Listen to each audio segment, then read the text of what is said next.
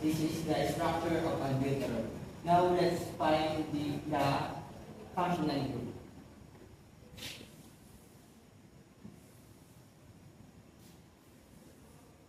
This tree is what we call alcohol.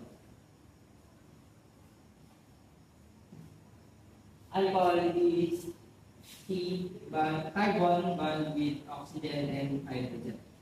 Next is what we call aromatic.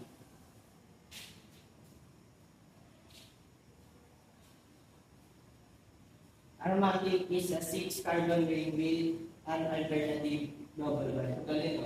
Meron, wala, meron, wala, meron, wala. Ayun yung tinatawag natin aromatic. The last one is what we call amine.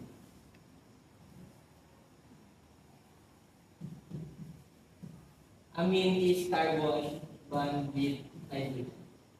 Albuterol is used to treat or prevent bronchospasm in patients with asthma, bronchitis, and other lung diseases.